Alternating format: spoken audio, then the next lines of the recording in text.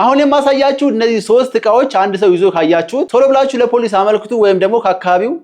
አንደኛ ይቺ እቃ ፍሊፐር ዜሮ ትባላለች። በዚች እቃ አማካኝነት የተለያዩ አደገኛ የሆኑ ስራዎች ይሰራባታል። ያለምንም ፊዚካል ኮንታክት ማንኛውንም RFID ወይም NFC ካርዶችን ኢሙሌት በማድረግ መረጃ ትሰርቃለች። ለምሳሌ የመታወቂያ፣ የኤቲኤም እንደዚሁም የተለያዩ የበር መክፈቻ ካርዶችን መረጃ ሴንስ በማድረግ ካርዱ እንደገና ፕሪንት እንዲደረግ ማድረግ ትችላለች። ሌላው ቲቪ፣ ስልክና ኮምፒውተር ላይ የተለያዩ አደገኛ ቫይረሶችን በመጫን ኤክስፕሎይት ማድረግ እንችላለን። በጣም የሚገርመው ነገር በዚህ ዲቫይስ አማካኝነት የቤትና የቢሮ ቁልፎችን መቅረጽ እንችላለን። ሁለተኛው አደገኛ የሆነ እቃ ደግሞ ይሄ USB ኪል ይባላል። ብዙ ጊዜ የሆነ ሰው USB ፍላሽ ድራይቭ ኮምፒውተር ላይ ሰክቶ ኮምፒውተሩን ከጥቅም ውጭ ሲያደርግ አይታችሁ ሊሆን ይችላል። ከፍተኛ የኤሌክትሪክ ኃይል ወደ ኮምፒውተሩ በመልቀቅ በሰከንዶች ጊዜ ውስጥ ኮምፒውተሩን ከጥቅም ውጭ ማድረግ ይችላል። ነገር ግን ይሄ USB ኪል ቨርዥን 4 ሪሞትሊ ስለሚሰራ እጅግ በጣም አደገኛ ነው። ኖርማል ስታንዳርድ ፍላሽ ኮምፒውተራችሁ ላይ ተሰካላችሁ። ከዛ ሪሞትሊ ጠቅ ስታደርጉት ማንኛውንም ኤሌክትሪካል የሆነ ዲቫይስ ማቃጠል ወይም ሃክ ማድረግ ይችላል። ስልክ፣ ቲቪ እና ኮምፒውተር ላይ የተለያዩ አደገኛ ቫይረሶችን መጫን እንዲሁም ማንኛውንም ኤሌክትሪካል ዲቫይስ በርን እንዲያደርግ፣ ፍሪዝ እንዲያደርግ እንዲሁም አንሎክ እንዲያደርግ